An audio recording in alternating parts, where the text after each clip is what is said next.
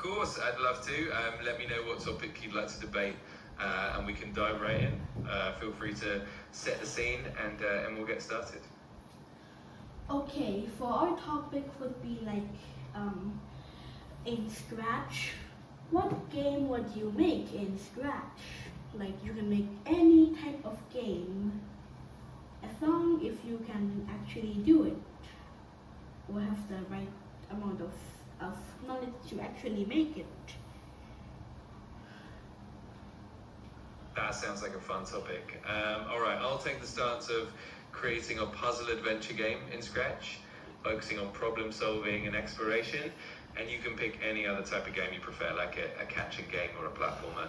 We can then discuss the pros and cons of each approach and why we choose them. Sound good?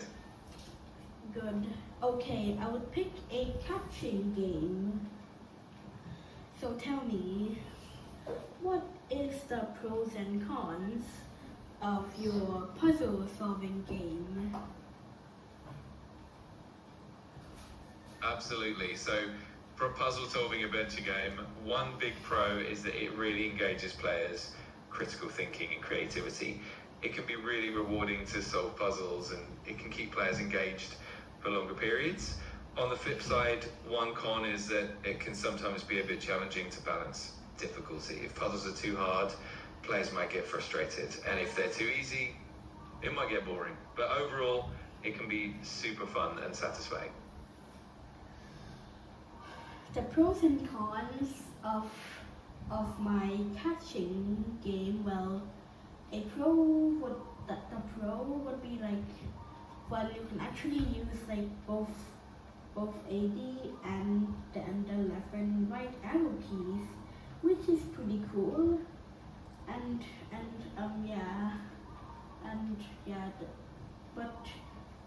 it is really fun if you find it fun, and plus there's also costumes, which is pretty cool, you know.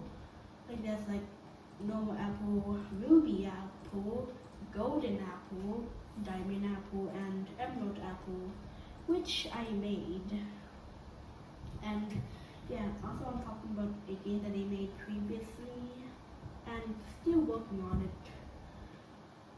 Well,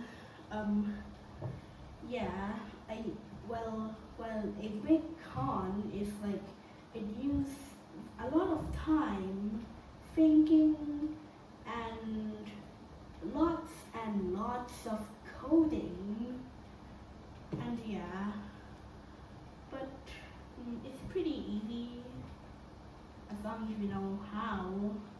But and also I would say it can kinda get boring pretty fast, which is why I added a score and a timer, which I believe would keep the player engaged, just like you try to get like a high score, or just get like the most scores in like 1 minute. So